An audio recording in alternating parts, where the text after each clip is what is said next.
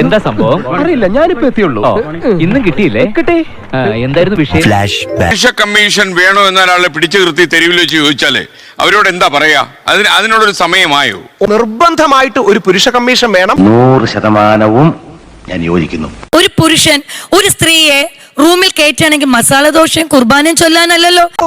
ഒന്നും അറിയാത്ത പോലെ ഇതിനൊക്കെ പോയിട്ട് പിന്നെയും അവന്റെ കൂടെ പോയിട്ട് എന്നെ പീഡിപ്പിച്ച് രണ്ടുപേരും അതിന്റെ ആയിട്ടുള്ള സുഖവും സന്തോഷവും ഗിഫ്റ്റുകളെല്ലാം വാങ്ങിച്ചിട്ട് പുറത്തിറങ്ങാൻ പറ്റാത്ത സ്ഥിതിയായല്ലോ ഈശ്വര.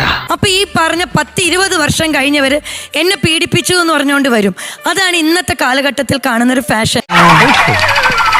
ഒരു സ്ത്രീയുടെ വ്യാജ പരാതി കിട്ടിയാൽ അതനുസരിച്ചിട്ട് ഒരു ജുഡീഷ്യൽ റിമാൻഡിൽ 14 ദിവസത്തെയോ 30 ദിവസത്തെയോ അത് ജയിൽ സന്ദർശനമേ ആയി കാണേണ്ടതില്ല. അല്ല, നിങ്ങൾക്കൊന്നും തലക്ക് സ്ഥിരമില്ലേ? We are the guest of the magistrate. എന്നെ കഷ്ടല്ലേ, കോമൺ സെൻസ് ഇല്ലാത്തിന്റെ കുഴപ്പേ. ആരെങ്കിലും ജയിലിൽ കിടന്നിട്ടുണ്ടോ വരാം. അങ്ങനെ ഗസ്റ്റ് ഓഫ് ദി മജിസ്ട്രേറ്റ് ആയിട്ട്?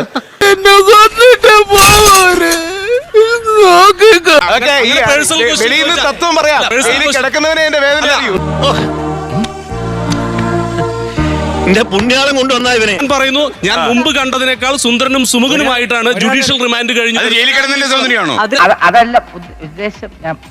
ഈ ഒരു വ്യാജ പരാതി കൊടുത്ത സ്ത്രീ എന്നാണെങ്കിൽ 14 ദിവസം ഗസ്റ്റ് ഓഫ് ദി മജിസ്ട്രേറ്റ് ആയി കിടക്കട്ടെ. നിയമത്തിനെതിരെ യുദ്ധം ചെയ്തിട്ട് ഒരു കാര്യം ചെയ്യേ. ആദ്യം തന്നെ ചെയ്യേണ്ടത് പുരുഷന്റെ മുഖം കാണിക്കുന്നവനൊപ്പം സ്ത്രീയെ കാണിക്കേ. അത് ആദ്യം നേടിയെടുക്ക്. കേരള ഏറ്റവും വലിയ ജനകീയനായ മുഖ്യമന്ത്രി ശ്രീ ഉമ്മൻചാണ്ടിയെ ഒരു വ്യാജ പരാതിയുടെ പേരിൽ വർഷങ്ങളോളം നമ്മളടക്കമുള്ള മാധ്യമങ്ങളിലെ ആൾക്കാർ വേട്ടയാടിയില്ലേ? നിവിൻ പോളിയെ വേട്ടയാടിയില്ലേ?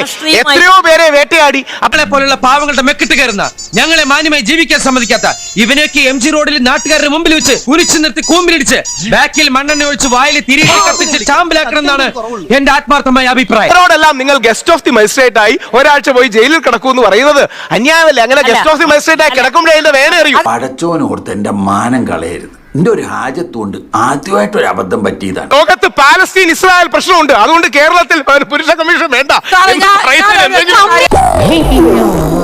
സജി, വീട്ടിൽ തന്നെ ഇരുന്നാ മതി. പുറത്തോട്ടൊന്നും ഇറങ്ങാൻ നിൽക്കണ്ടാട്ടാ.